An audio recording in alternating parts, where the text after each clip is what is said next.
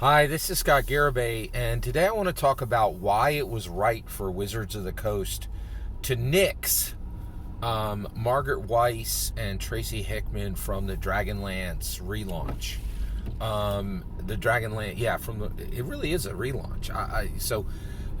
Grace Randolph, one of the best. So we're going to talk about Dungeons & Dragons. We're going to talk about Dragonlance, and we're going to talk about another reason why it is a good idea to remove Margaret Weis and Tracy Hickman from the Dragonlance relaunch for 5th edition that's coming in 2022. All right, so let's get into this. So it's really interesting. It is now happening where we're getting this relaunch. And actually, is it a relaunch? Is it a reboot? Is it a reboot or a relaunch? Is it a retelling, right? It's a lot of interesting things. There's a lot of questions around this, right? So one of the things that they announced since D&D Direct, so in D&D Direct, we were told, hey, you're getting this, right? And we got this really nice trailer, and they're like, this book's coming, and this board game is coming. Also, I heard that the board game may actually serve as a way to do a large-scale combat in Dungeons & Dragons. We'll see. It should be interesting to see if that's a reality or not. So here's the reason, okay? Here's the reason why it was correct to remove Margaret Weis and Tracy Hickman. So the biggest reason, and they're the Dragonlance original creators, their primary work, Tracy Hickman, first of all, Margaret Weis never worked on she didn't work on the original build. I think Tracy Hickman did, right? For the tabletop role-playing game.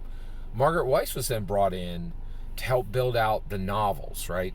And most of Tracy Hickman's work was done on the novels. He did far more work on the novels for Dragonlance than he ever did on the tabletop role-playing game.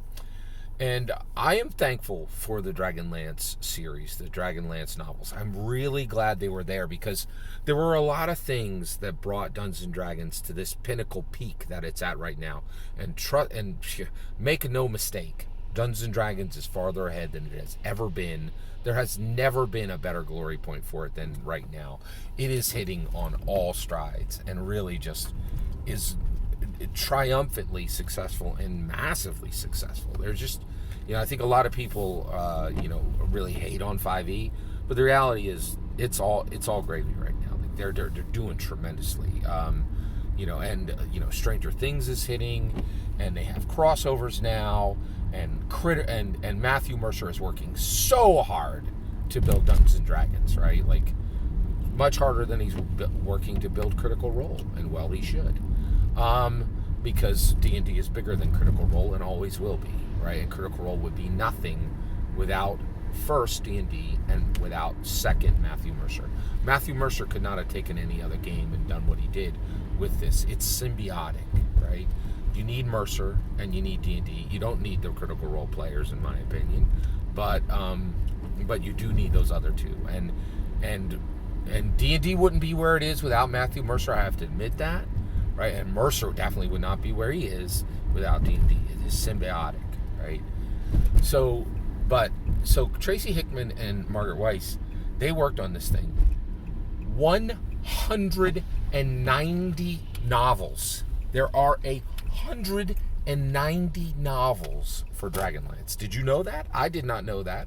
I learned it from Teo Sabadia on his amazing podcast, Mastering Dungeons. That is astounding. Right? And it is a burdensome weight, right? They had to remove Margaret Weis and Tracy Hickman because they were going to come to this product with so much baggage that this thing would have never been able to get off the ground, right?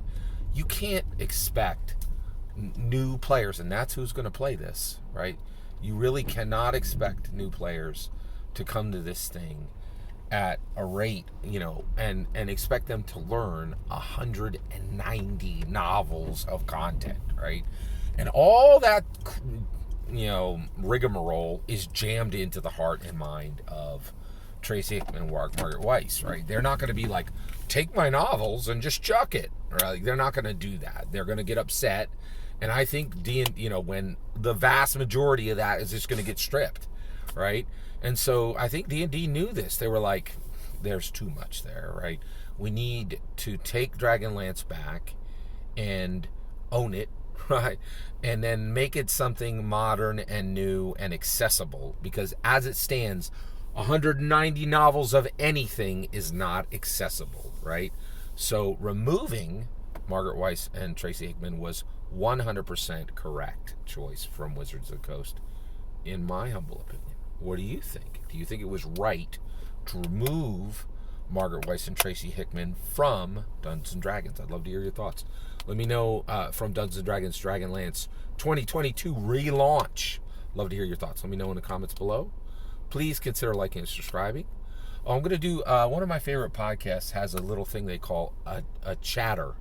I'm going to add a little chatter here at the end and just give you some suggestions on things I've enjoyed recently that I would suggest for you to enjoy as well. And they're not D&D related. They're just things that I am super enjoying right now. Okay? So first and foremost, this sounds crazy, but the McDonald's mobile app, it is ridiculous. It is so every single thing in the world is more expensive now.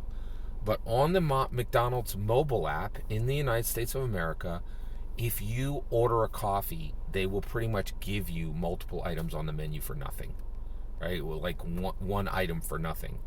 You can also go there anytime, any day, multiple times a day, and they will give you free fries. It's ridiculous. It's weird and crazy.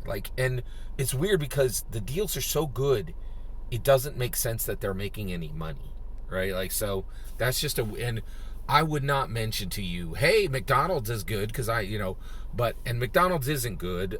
It's McDonald's mobile app right now, right? In the middle of Biden's suckfest, when everybody needs to be watching their money, right?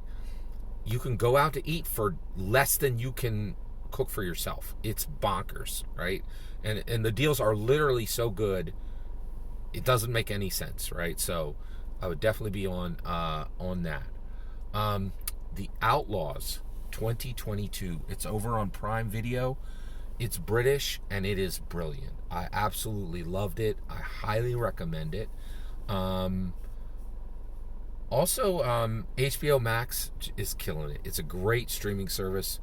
If you don't know, there's just so much on there, and it's really become one of my favorite streamers. Flight Attendant, season 1 and season 2, absolutely fantastic. The original Teen Titans is up on there. Very, very good. Oh, John Scalzi's Kaiju Preservation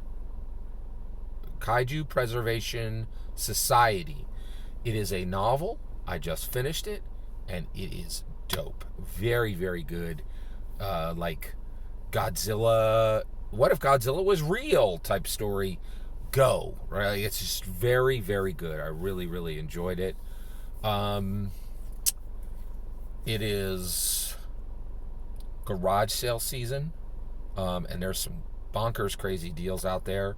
It's right now, because it's the beginning of stream. Get out there early on Saturdays. It's worth it. What else? I think that's it. That's all. It's just a few things that I've really, really been enjoying lately. Oh, and then I'll give you some warnings. Everything, Everywhere, All at Once has too much excess and is a 1-star film and should be avoided, in my humble opinion. I think that's everything. Bless each and every one of you, and have a wonderful weekend. Take care.